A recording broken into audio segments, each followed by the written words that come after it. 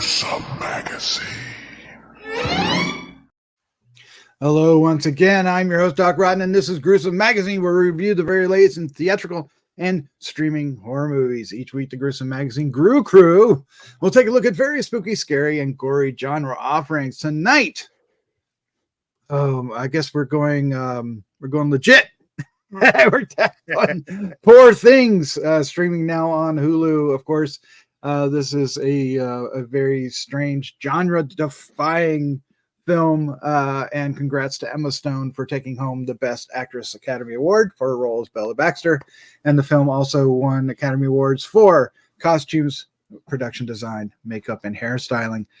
And we'll get into how is this film a horror film? Well, it is, and a lot more after that. So we're excited about reviewing this film finally. But first, let me introduce the crew, starting off with Jeff Mohr. Jeff, how you doing, sir?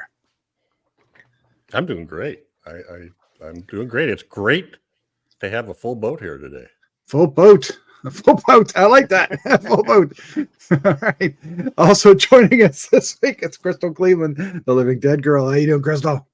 I am great. See, I'm not going to say anything because I'm going to say something dumb. It's going to come out really bad. Start introducing Crystal first. There you go. Introducing Crystal first. Yeah, because then you can only go up from there. The intro is. That's not. It's okay. I'm okay. I'm a good performer, but it's better if someone writes my script. Maybe you need to travel more so you can learn. Maybe I do better wording. Very well. More words. Explore. All right. Also joining it this week is award-winning filmmaker Christopher G. Mohr. I'm furiously jumping for joy to talk about this film. Wow, aren't you now? Aren't you? Oh my. Yeah, let's move along. Also joining us, rounding out the crew. It's more fun with somebody else, Chris. I love it. Yes, the one and only Dave.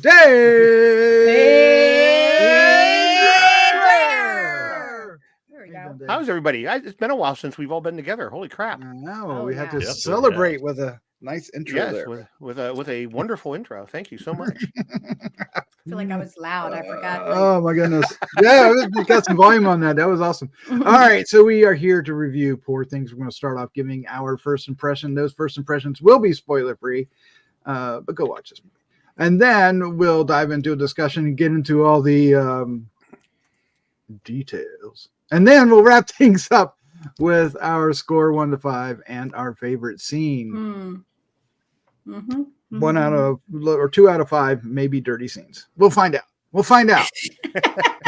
All right. But this movie. All right. We hope you enjoy not only this review, but many others that we have on the site. Please check them out. And if you have a good time. Nice. Thank you. Thank you, Chris.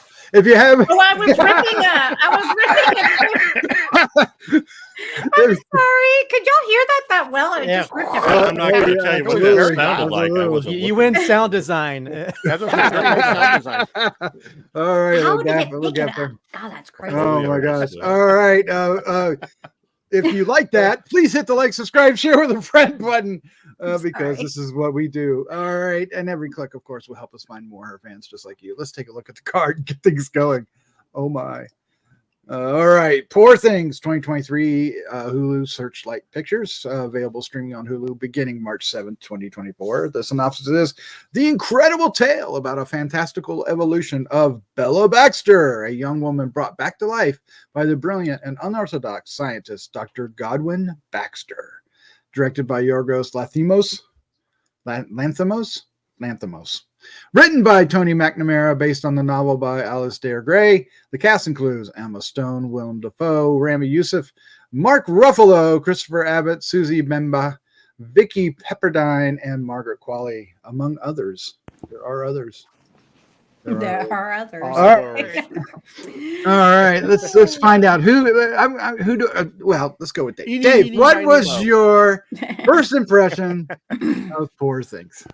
Well, I went into this 100% blind. I knew zero about this movie. The last month, 6 weeks for me has been a bit of a blur on a personal level. So I've been doing nothing with movies. I knew that Emma had won the Academy Award for Best Actress. So I was kind of curious to see this. And I knew there was supposed to be some type of horror undertones to this, right?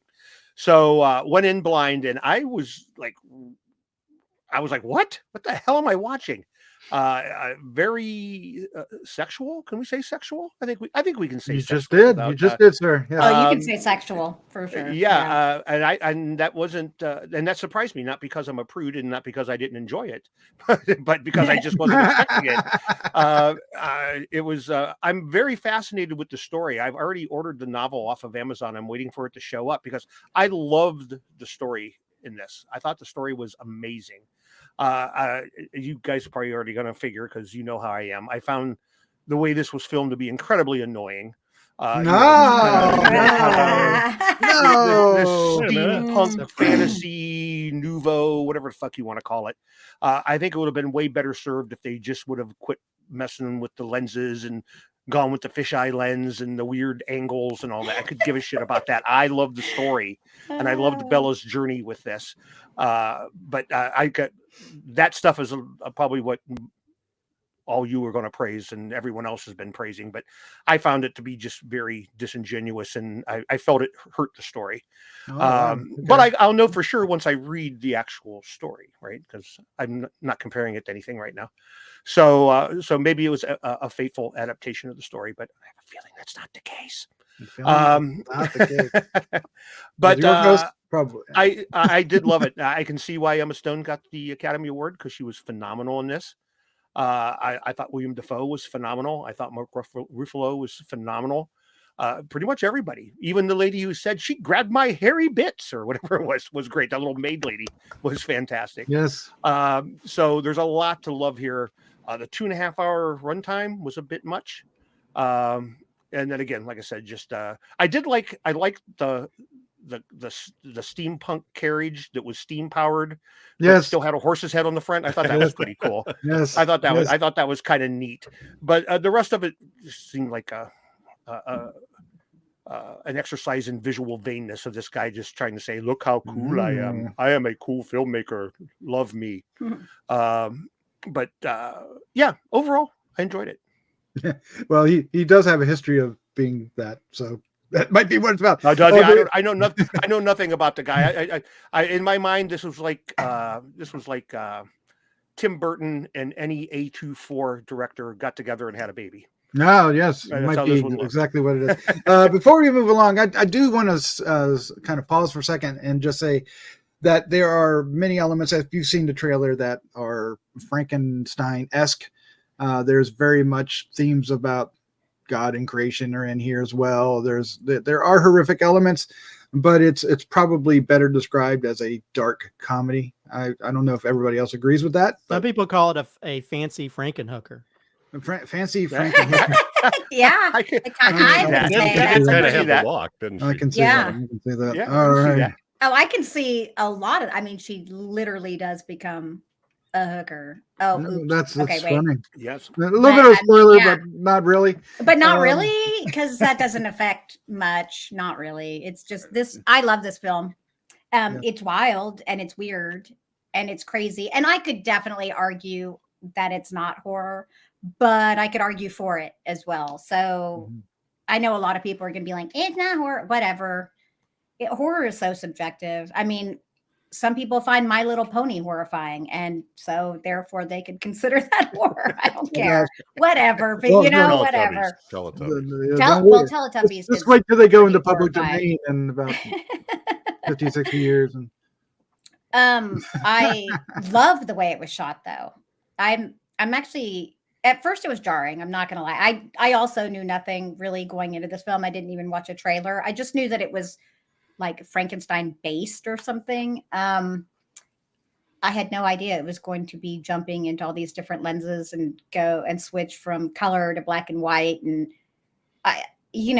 this could have gone horribly bad considering all of those different changes and stuff. But somehow it worked. Yes. And Dave's right. It's really artistic and avant-garde, and it's very different from some of the things that we've seen in the past, but I agree with them. I really enjoyed the story. It's a story of no story, honestly. It's really a character study and about her becoming a person, essentially, or a little bit of an odyssey. yeah, sure. Yeah, what sounds good. Delicious. But it's really funny. Mark Ruffalo is freaking hilarious in this. I was dying. I was like, geez, with this dude, it's great. Like, now, as far as speaking to her winning the award, I didn't see any of the other films, so I feel like, yay, she should have won, and she won. Wonderful. She did fabulous. So there's that, because this is a weird character to play. I think she did. I think that it was shot in a way that was done well, to where you didn't see major jumps. I mean, she does get exponentially more intelligent. Now, we could go into how this could not be true, but the whole story could not be true. It's not even set in our universe. It's just a totally different universe. So you can pretty much go with anything there. Yeah, I liked it. I thought the acting was great. I think the cinematography was great. I'm surprised that I liked the film choices, to be honest with you. Like what I was mentioning, normally sometimes I'm with Dave. I'm like, oh no, it's too artsy fartsy for me. But it worked for this film. I mean, this film is weird, and the way it's shot is weird. So I think it works in this case. So yeah, I definitely say watch it. I'm glad I did. There you go. There you go. Jeff Mohr. How you doing, sir? What was your first impression of Poor Things? I like this a lot. And I went, I don't know how far it is, maybe a half an hour in.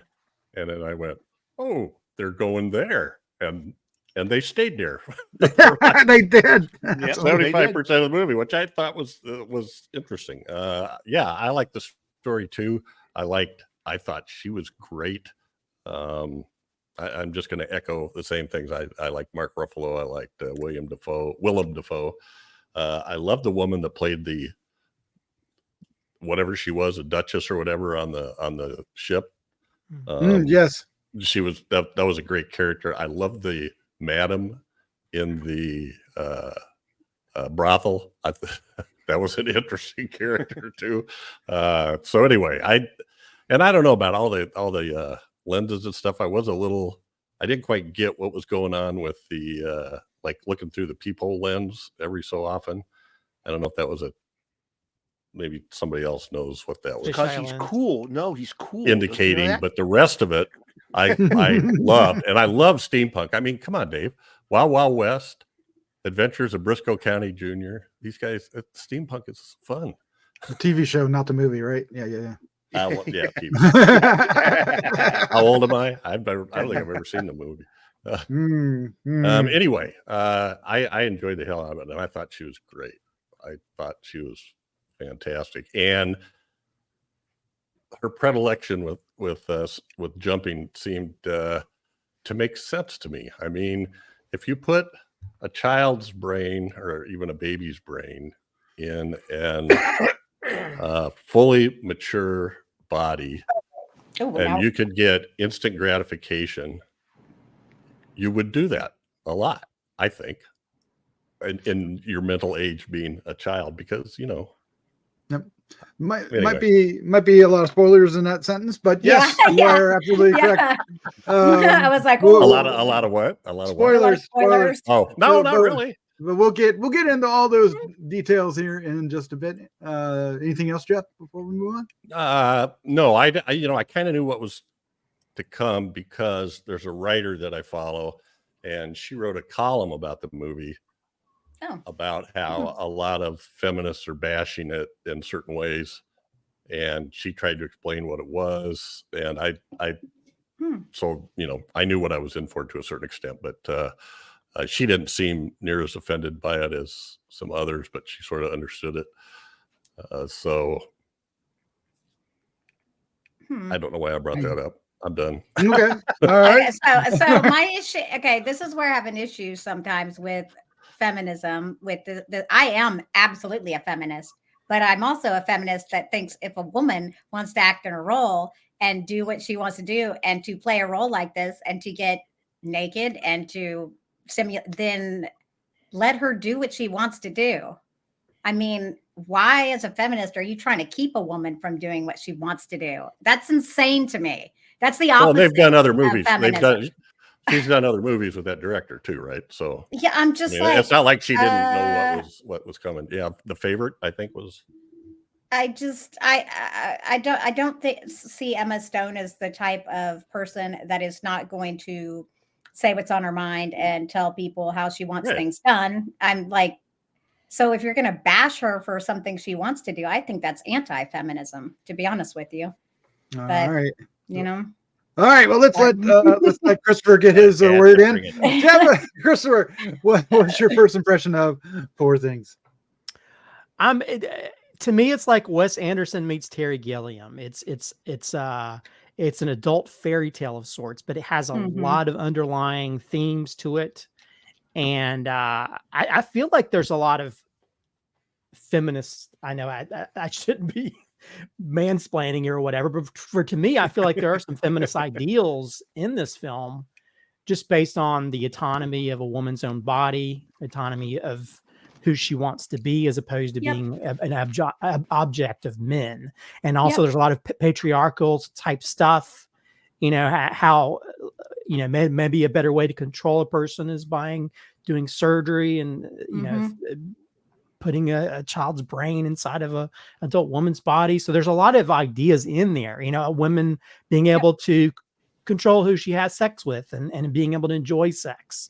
There's a lot of that stuff there's a lot of underlying stuff that's in this film. And I love the fantastical nature of it. I mean, and it's, and evidently the director, he's known for the fisheye lens stuff. He's known for a lot of these artsy things, but I think telling this type of story, it kind of deserves that kind of odd look to things. And I mean, it is just beautiful. Some of it definitely deserved the Oscar for production design, which it won, just based on the look. I mean, the when they're in that ship and all different parts of the world and the buildings and even the steampunk stuff,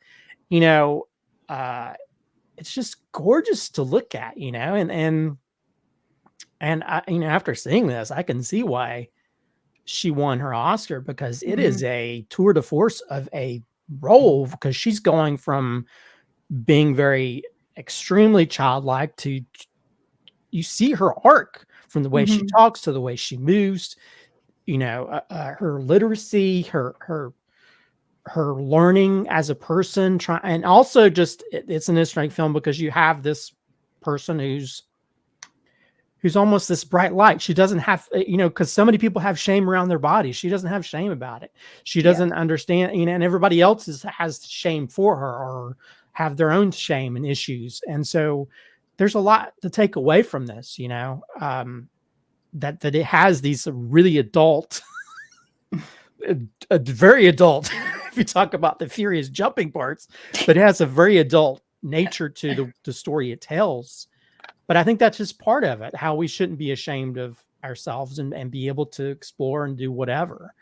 I will say my only negative is that it's too long. It definitely could have been edited down. Yeah. It really could have been edited. I saw several parts where it could have easily been edited, but overall it was just, and I how much I disagree with Dave on visuals, but screw you, Dave, and get off my lawn with your colored lights and visuals. As a filmmaker, I would have loved to have been able to make this type of film with all the visuals and just just that beautiful horizon. Even look at the sky in scenes, just like and even just the production design when it came to like the buildings, inside of the buildings and stuff. And it does have a playfulness with it, even though it has the dark adult type stuff. I mean, you literally have William Dafoe burping bubbles. like it's a cartoon or something. But I think that, again, that's the whole fantastical adult fairy tale nature of this that I really love, that you have these really deep themes they're kind of throwing out there that you can take it or leave it within this sort of fantastical story. And if this is not a horror film, then Frankenstein's not a horror film, because this is basically just another version of Frankenstein. So yeah, I really enjoyed this film. Yeah, and I did too. I'll just we'll just say that the director is also known for The Lobsters, Killing of the Sacred Deer, and The Favorite. I think Jeff, you mentioned Killing of the Sacred Deer. Yeah, among others. So if you've seen any of those films, you kind of know what you're in for. Although this one is far more like Christopher was saying.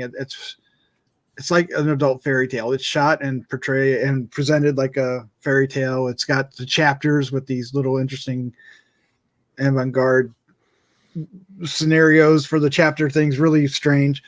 And there's all kinds of crazy visuals to keep you guessing what's going on. They have like, there's at one point there's a back end of a duck with the front end of a pig looking at guy's face, and it's just like, what is going on? But the characters are so interesting. Not only Willem Dafoe's character, who is basically Dr. Frankenstein, and Bella Baxter, but all the supporting characters that come into her life, each and every one of them are interesting. I think we mentioned the lady that's running the brothels, incredibly interesting. Her best friend at the brothel is interesting. The lady and the I'm not really sure what her compatriot is or companion is, but on the boat, or just the conversations they get into and the actions that follow.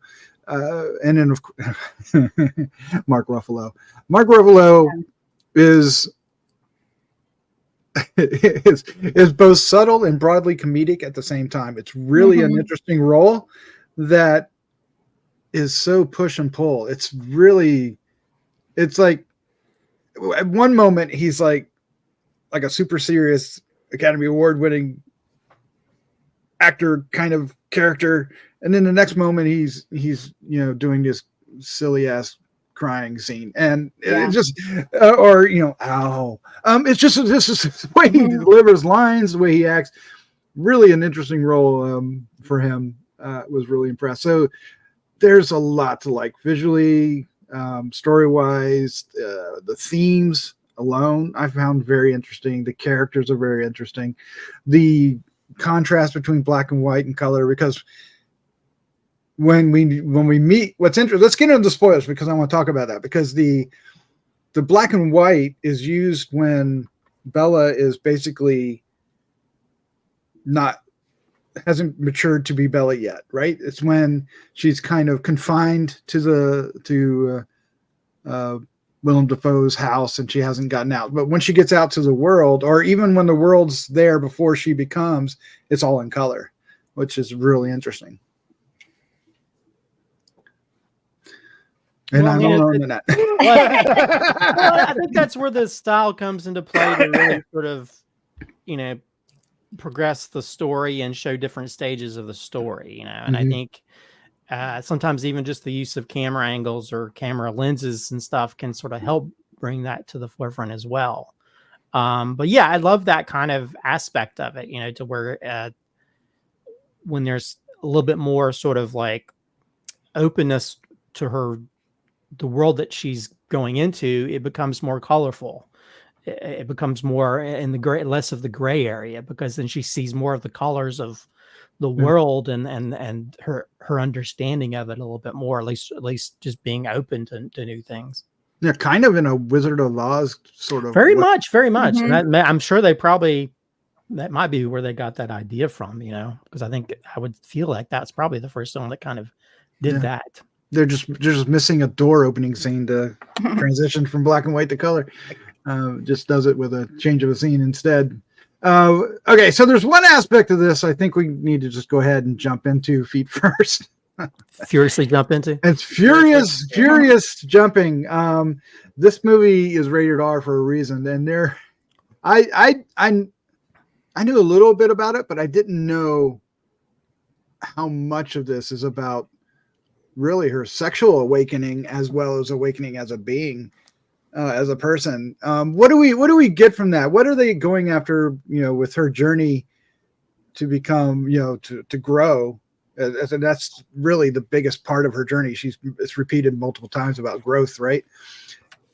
What do you guys take away from the heaviness of the sexuality involvement. Of Honestly, I don't know. I don't know, other than it being a choice. I mean, like sexuality, because it does kind of deal with that too. Because she clearly doesn't have an issue with, you know, she likes to fiercely jump. And well, no, she also. I mean, really, who wouldn't? Has I mean, females seriously, and males. If you notice, Yep. she was with both. Yeah. So like, I don't know. I just think that it was one aspect of it's, and it's a big aspect. Let's be real. It's a big aspect in people's lives, and I think that's just one that they chose to focus on. But she also in this, Eating. she also Eating well, too, that right? Well, I mean, Food? Are you talking about food? Yeah. Yeah. He's talking Okay. food. Just want to clarify if we're talking about the sexuality or we're talking about wow. the like edibles. Okay, I missed that. Oh my god! Until Christopher turned his head down and started shaking, I didn't get it, and then I was like, "Wait, I'm missing something." But also, I think that we see a grander thing here about her becoming a better person. You know, she really seemed to enjoy making fun of people and being mean for a while, and then, once she saw those sad babies, that was sad. Well, I think the part of it also has to do just her being sheltered, and I think it's the same way that you have people, if you're so controlling over them, they're not really able to experience life and all it has to offer. And you have people that are in abusive relationships. You have parents that are like that. And so you can sort of see that how it doesn't. So that's all she knows.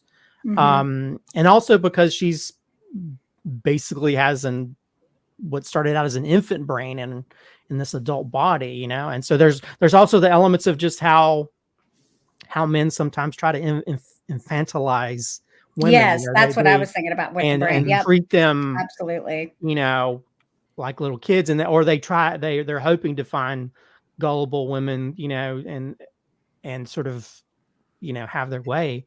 So I think there's a lot of that in that respect as well. So, but yeah, I think it just shows you that I think all of us, as someone that grew up in a small part of North Carolina, you only know what you know. And so once I ventured out, went to college, I met the first person that was a Jewish person that I ever met. You see there's a lot of racist stuff you kind of put up with, and you go out, there's a bigger world out there, and you start to realize, oh, maybe a lot of these concepts I have are just based around the certain people that I hang around with, or that, families and stuff. And so you learn by experiencing. And so you have this woman who's trying to experience her, and also just how the patriarchy and how men in general are very controlling and how you express yourself, like the whole thing about slut shaming and stuff, there's a great line in the movie where this guy calls her a whore and she says, I'm the means of her own production, Yeah. So I will say, I don't know how much of this is in the book, but I think it's Tony McNamara who adapted it. The dialogue, chef's kiss, just how her speech pattern, the words she uses as it goes along. I mean, like the instead of calling it sex, calling it furious jumping, or I think oral sex was it tongue? Why is it so fun? It was tongue something or other. But just the phrasings and how do what? Never mind. Keep going. No. But yeah, just how her speech, how it changes as well. How just becoming more literate, reading a lot of different things, and also just making your own decisions. And she's also just we find out she's just a very happy person in general. She sees this view of the world that's much more hopeful, while everybody else has these sort of negative things. And even though there's a lot of things that are very that's the one thing that she's able to keep. She's born with this innocence in an adult body, but is able to kind of keep that throughout her journey. She ignores the the affectations of polite society. She doesn't like society. Well, there's even the guy that she meets on the boat who they mention is a cynic. Society will kill you. He's always very negative about stuff. And even there's a point where she points out that his negativity is not really good. Mhm. So Yeah. Well, I thought, to start with, Duncan Wedderburn jumps right in there and sees how he can sort of take advantage of her in turn, and by way of calling it we're going on an adventure, but Hmm. really it's this naive thing that doesn't know any better. But at somewhere along the line, she learns enough to go, yeah, no. And then he becomes the one that's being used. Yeah. And he doesn't like it. And then she moves on and he likes that even less. And so Yeah. I like that her whole progression of independence, I guess. well, Yeah. well, Well, and- none of the men are in this movie are ready for her. They're not well, prepared well, for her. but No. I think a great point also is that they're infants. Just they're more Yeah. infants than she is. Yeah. I mean, Oh, literally, they're when he, infantile. Yeah, well, definitely. when Duncan, I mean, literally, he cries when he doesn't get his way because it's not turning out the way he wants it. He's just a big baby, There's After even he tells her, "Don't fall in love with me." Yeah, 'cause there's I'm even not. that- It's like, ugh, there's gag. even that rip off of Cat on the Hot Tin Roof or whatever. He's like, Bella, I know. Yeah, he's just very. He's And Max totally understands her and goes, "It's okay. You be Mhm. you." I Yeah. thought that was kind of a cool thing. You got to love the names of some of these characters. I mean, there's the Crab Man, hooks for hands guy, leg Mhm. humping guy. Oh, the leg Yeah, humping. the Those leg are all humping. customers in the drop. Oh my Well, god. The leg humping. I don't Jesus. think I would have Ugh. preferred them to give me a name, Yeah. Well, I just think it was funny. but that sounds like something I probably would do. Yeah, No, there was I- a surprising amount of sausage in this movie. So. Well, that's Other a good way. one. There's, There's I would just say a lot there's of more- nudity. At one point there, Yes, in the Mohr, there is. she's in like general. she's like flicking it back and forth. And he's Oh like, no. he tells Bella, he's like, no, I was Bella afraid only gets she's- to play with the dead ones. I she's was over going, afraid she's going to cut it off. I But, thought she was going to as well. Oh, that's Well, right. That's right. yeah, the but I will corpse, say of there's time-wise, if you look at time-wise, I feel like there's more full frontal male than there is female in this whole film. And also, you mentioned the length, and I won't lie. When I looked and saw how long it was, I thought, oh crap, I didn't realize it was I that didn't long. realize I it don't was know if that I long, left. It was honestly. late at night. Am I going to make it through this thing? I had no problem getting all the way through it, and I didn't. Is there parts that could be cut? I'll leave it up to the filmmakers to say whether or not. But I didn't feel like, oh crap, when is this going to end? Which is sort of my measure of if it's too long. I was totally engrossed in the story and her development and the progression and everything. Yeah, I didn't realize it was over 2 hours until you just said so. Well, it zipped yeah. by for me. And I will say, like, the whole film's very whimsical and out there, but I'll say that last like 20 minutes or so when she has that sort of confrontation with the guy, Mhm. Which guy? it's tension. The The guy husband. the guy that shows up Oh, at the the husband. wedding. Oh yeah, the Yeah. real husband. That Oh, my God. that's when it turns into full thriller horror movie Yeah, mode, yeah. especially when you find out what's going to happen to her. I was like, oh crap, this is like Mm. this is color was it Color Purple or which one of the movies that deals with anyway, it's something you do in Africa when the Mhm. men will do Oh, okay. Oh, certain right, procedure right. on women. Mhm. Yes, gotcha. Yes. And you even get to see that. I was like, oh my God. I was like, and I was feeling scared for her. I was like, oh crap. Yeah. I hope this movie doesn't end the way I think it's gonna end. But the movie goes in so many different places and ways. And I love the little, normally I'm not a big fan of like the title sequences that they do and stuff, because sometimes I feel like kind of pretentious. This one was weird. But it visually it was like it was looking so at weird. paintings and stuff. Yeah, And I was like, what? yeah, I feel like maybe I have never seen any of the director's other films, but I feel like Oh, you need to I'm- see Killing of a Sacred Deer. You need to see that one. But now I want to seek it out. But I'm worried that maybe some of these visual flourishes he does with camera things may not work in just regular storytelling. But I've heard all of his stuff is weird in general, from what I He's understand. a weird guy. He is. He is a Yeah. weird guy. And Emma Stone's going to be working with him again on his next feature, which is called Kinds of Kindness. Oh, Hmm.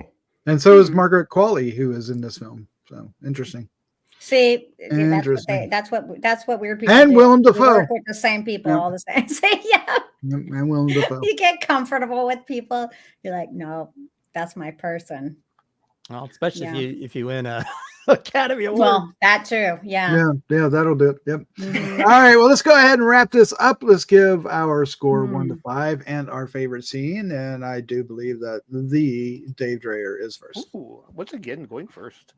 I think we're all kind of in agreement with this. And again, I don't discourage the filmmaking style. It's just not for me. But I think in this one, for me in particular, the story was strong enough that I just kind of overlooked all the goofy camera trickery stuff, and I still really enjoyed this movie a lot. It's just an incredible journey of this woman. And once I got past the shock of the fact that of the 2.5 hours, probably easily a solid hour of it is softcore porn. I was, I was okay with it. I wonder how Disney feels about this airing on Hulu, since Disney owns Hulu. It's science fiction, Dave. It wasn't. There you go. There we go. But no, I really like this. I definitely see why Emma won the Academy Award. I think it was well deserved. I'm going to give us a 4.25. I'm really curious to read the story, the actual story, and find out if this is a Stanley Kubrick Shining type of thing where the source material is nothing like the actual film itself. I'm hoping that that's not the case, but we'll see. Favorite scene? I don't know. Oh my God. I hadn't thought about favorite scene. I really hadn't. I'm going to go with it at the end, and this is spoilery, so forgive me. But at the end, when she confronts the actual husband, and we have that like final confrontation, if you will. I don't want to give away too much, but I just thought that was really great because at that point, Bella is matured both physically and mentally, and she is mentally stronger than anybody else in that room. And she just kind of annihilates them. And I thought that was really great, and the perfect ending for the movie. So I think it's something everyone should watch. Yeah, exactly. Oh my gosh. Yeah. All right, Crystal, you're up next. Your score and your favorite scene. 4 things. Okay. I'll give it a 4.5. And I won't put it on my top 10 because it's just not horror enough for me to be in my top 10. I mean, there's not enough murder for me, but a couple more Merkins in there. All right. Yeah.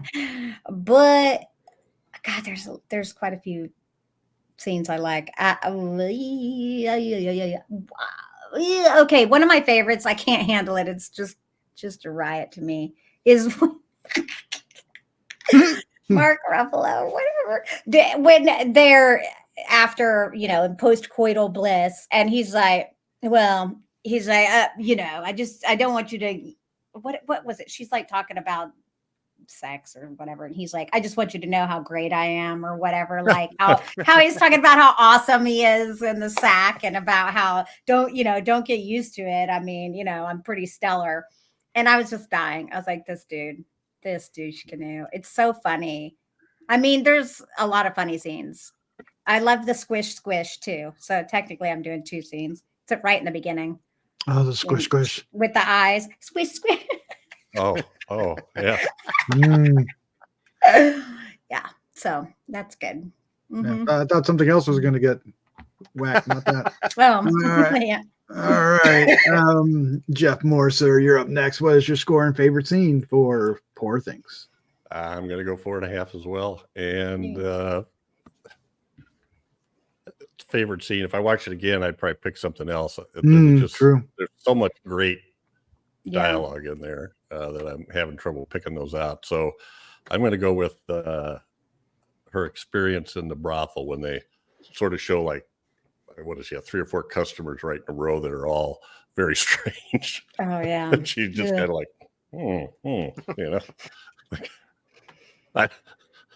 anyway, I don't want to go into too much graphic definition. Got to make her money. But the leg humping guy was in that. Leg humping, along with some, like, put that away. You're frightening the kids. All right. Ding dong. Christopher, you're up next. Score and favorite scene. Yeah, 4.5 for me as well. I think I'm kind of bummed that I didn't get to see it last year because I probably would have put it on my top 10. As for favorite scene, I think it probably would have been what I think Dave was saying. I'm not sure what part of that is the ending part he's talking about, but if unless it's just because I think the or unless he's talking about the scene where they're at the table across from each other, I think I kind of like the way that kind of scene plays out. And then later on, of course, we get the big confrontation. But I think, that was such a big turn for the film in general. But I was just like, I just felt for her, because this guy is not nice when he the woman brings in the food and he. Shall I shoot you? I know. Yeah, scares her. Dog too. Like, I was like, man, those people working there, I feel for them, and you can understand why she did what she did when she was alive. Yeah. But I will say, if I had to pick a second scene, it'd probably have to be the dancing scene. I love that one too. I have that right there. When she's dancing, and then he goes out there trying to dance with her. It's just like, I was like, man, that's probably how I dance in normal life. But I just found that to be hilarious, to where he's trying to. I thought he looked okay with her though. I think they do like too. I mean, everybody else is dancing normally. They did their crazy dance, and I was like, okay, I liked it. Yeah. I feel like I would probably do a crazy dance like that if that was her mate. So, but those are probably my two favorite. They're so cute. Well deserved crazy dance. All right. For me, it's 4.5 as well. I was very surprised by this for a lot of reasons, but visually, I thought there were so many. So my favorite scenes are going to encompass a lot of scenes, and it's just the world building that they have where they don't beat you over the head with the world building. They just kind of show you things. Yep. A lot of it is, like you were saying with, the steampunky kind of thing, but there's also, you get all this evidence of what kind of man the, Willem Dafoe's character is, the Dr. Godwin, which, having the word God in his name is not coincidence. And, like I mentioned earlier when it had, the one guy was unconscious on the floor. I forget why, but he wakes up being licked by a pig, but it's not just a pig. He's got like a goose or a duck butt and a pig head. Right. But there's all kinds of that. If you look, there's like all kinds of Dr. Moreau. It is. There's all these weird mashups. And like somebody else mentioned they have a steam coach. So to not stand out, they put a horse's head on the front of it. Like it was out of the, but it's just the head, which makes it even funnier. So there's all that. For me, it was the world building throughout. And one more example is when they're on the ship and they're looking out, and everything looks incredibly fake, which is fine because it's fairy tale.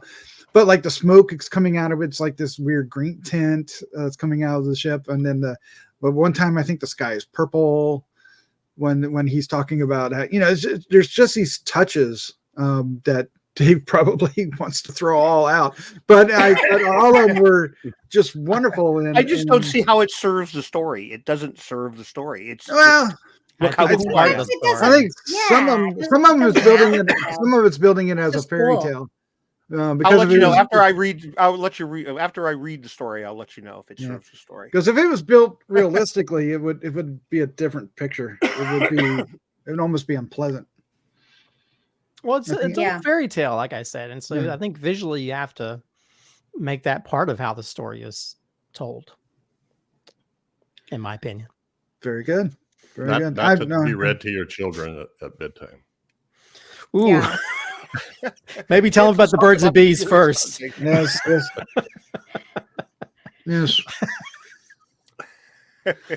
There once was a woman with a baby. That one customer, yeah. I will say that if this was a first date movie for you, it was probably the most awkward experience Uncomfortable. ever. Yeah. Oh my I took a God. girl on a date to see 8mm, so nothing can No, there you go. Oh, no, but as that. 8mm. Oh, but it's worse. Actually, 8mm would be It worse involves because snuff of films. Yes. yeah, that one is a hard. So yeah, it can be worse. Yeah, I but wouldn't this want to one take is okay. just mom like, and grandma either. I'd stay away from mom and grandma. I know, yeah. Take grandma Oh, yeah, to this yeah, one. yeah. That'd be awesome. Grandma would. I honestly, I kind of hoped that I thought she might be putting Willem Dafoe's brain into the dude. I was I thinking thought that too. was going to happen Would have been too. interesting. Yeah. But Well, what they did was pretty fun, though. yeah. I do wish he was half and half, though. I wish they could have melded him as well. Put his head on like a Yeah. On Oh. I guess it was a sheep or whatever the hell he was. He was A goat. Was he a goat? Yeah. It Mhm. was a goat. So he was like, Might make it easier for him to run away though if if he had a goat butt. they're on an animal's body. Yeah. But anyway, there you go. That's our review of Poor Things, the Academy Award winning film that is streaming now on Shudder with very. Hulu. No, sorry, Hulu. Thank you for the correction. Shudder just fell out of my face. Okay. But where was I going with that? But it definitely has Frankenstein elements in it, very sci-fi heavy, steampunkish, but also a whole lot of adult themes mixed in as well. Very unique film, and I think we're all saying it's worth a watch. Oh yeah. Yeah, For sure. All right, Crystal, Christopher, Jeff, thank you for joining me. Dave, welcome back, sir. Thank good to see you. you. Great having you. I was kind of surprised about what you said about the visuals, though, Dave, because there was no dome lights or flashing red lights. or No blue flashing lights whatever. or anything like that. Yeah, that's true. Yeah, That's I think scary. it's mostly it's the what is the fisheye lens? Fisheye Fisheye lens. lens. I think that was the Yeah, most yeah. off-putting. I think it works, but it is Well, a I mean, I it is think a it's choice. just like I just think that part of it is to show how she sees life. She sees it through a different lens. Yeah. Like literally, I think they're just showing it literally because she does it when she's out but without him and gets a close like, it distorts the world and it visually it's supposed to put you in that mindset, and that's what filmmaking is all about, putting you in the Yeah. mindset of the characters. Dave, Mhm. it definitely does do that. All right. That's why I write and don't make movies. I just Yeah. All right. Well, with that, let's say good night. Good Night. good night. night. Good night.